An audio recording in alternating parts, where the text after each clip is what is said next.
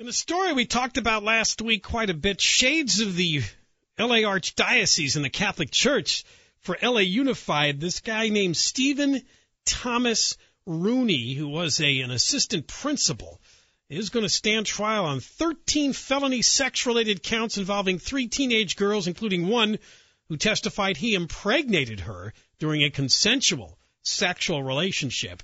And that goes back a ways.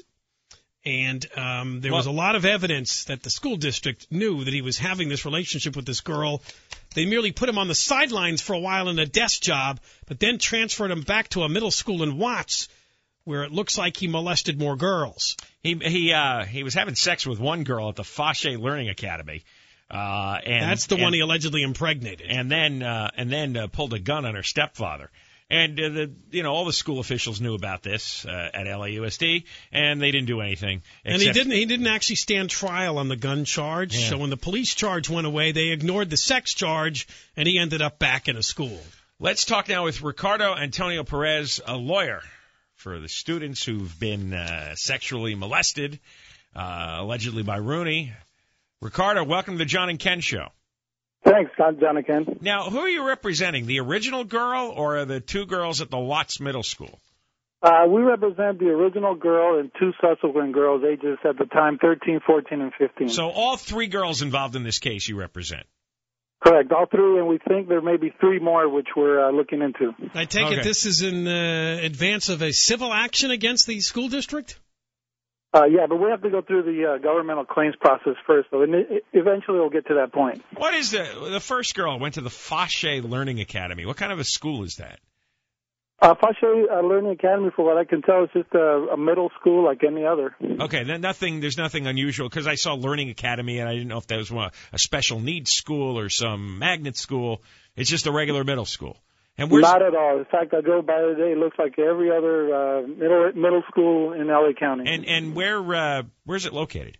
It's actually in the heart of Watts also. Also in Watts. Okay, how well known was this affair between one of your clients and Stephen Rooney? I mean, is this something that a lot of her friends knew about? Yeah, and speaking with a lot of the kids that we've interviewed, they said that it was an open relationship where they would be seen holding hands and such. So LASD had expressed knowledge of his proclivities, and instead of canning this guy, they just transferred him to a campus full of young, impressionable minority girls to a position of a higher authority as assistant dean. Are these minority girls in all 3 cases? All 3 are minority girls. Do you think this somehow plays into the story in that LAUSD officials just didn't care? They were just bouncing him around Watts, and because it's Watts, it didn't matter? Well, when we initially looked at this case, we thought, well, could it be that they're just transferring this guy to a low-income, largely immigrant community where there's a culture that's afraid of authority? And we said if we started with that line, we're going to be looked at as kooks and trying to throw gas on the fire. But the fact of the matter is that's what we think happened. They sent him to this community or this school where he would be around Hispanic girls, parents who don't speak English well. It's not their language. They're not very sophisticated, and they're certainly not hypersensitive about how to report these things. So all 3 are Hispanic girls? All 3 of them. Okay, because the Santa Monica case that came to light recently, in that case, you had a teacher who'd been working with English as a second language students.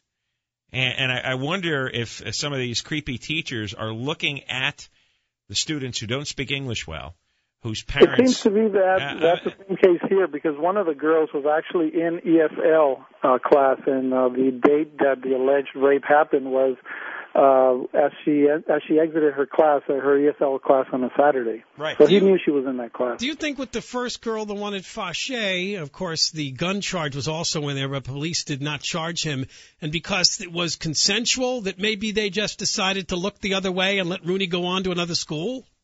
Well, I don't know whether it's that or whether, I've gotten information that maybe LASD was afraid that he would file a lawsuit for wrongful termination if they terminated him. So could be that they just isn't even a consensual sexual relationship with underage student, that's grounds for removal. What kind of a lawsuit would he have?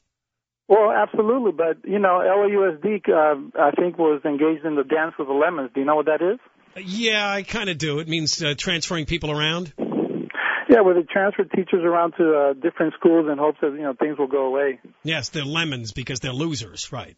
So Exactly. Rooney, in this case, let's go back to Rooney's relationship with the first girl at Fauché Learning Academy. He's walking around the school holding hands with the girl, so like everybody in the She had a scrapbook, photos of them kissing. Correct. Well, I didn't say she was walking around school holding hands, but a few students said that they did see them, being a little bit more closer than they should have been. And so the rumor around the school in terms of the kids was that they had a relationship, boyfriend-girlfriend relationship. All right, so now, this is the girl that's changed her mind because she apparently did not want to testify or do anything about her relationship with him back a couple of years ago, but now is involved in the criminal case against him. Exactly, and that leads us to her testimony at the prelim, where she says that she was told to recant by a assistant dean. Oh, really? The dean of discipline. The dean of discipline at which school?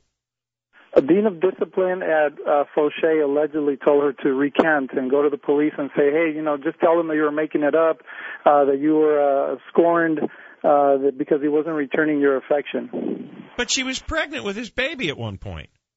She did become pregnant, and she miscarried the child. You're right. Well, you can't deny a relationship when you're walking around with the baby in your belly.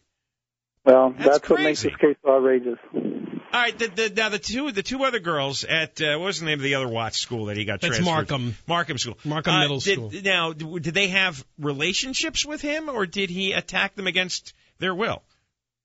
Nothing was consensual with the other two girls. He had sexual relationship with one of them on one occasion, including vaginal, and he sodomized her. And the other girl, he felt her up, gave her a hickey, that sort of thing.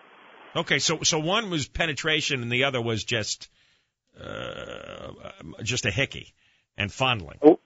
Well, fondling, hickey, he allegedly gave her a tongue ring and told her, what it's for, to give oral sex. Ah, jeez. Wow. Right, but really criminally, the penetration is a worst crime, right? Absolutely. Yeah, okay. And that's considered a rape for that girl. Correct. Okay. Statutory. And you think that the reason he got back into a school was because they were afraid that he would sue them, or they're just short of people, or, as you said before, transferring the Dance of the Lemons, they just... It's a combination, I think, Dance of the Lemons, and what one source has told us that they were afraid that he was going to sue them. Because this is very much like the Catholic Church sex abuse scandal. Is there a legitimate lawsuit if you're fired after having a semi-open sexual relationship with an underage girl? That's what I said. I don't think there could be. What's the grounds for a lawsuit?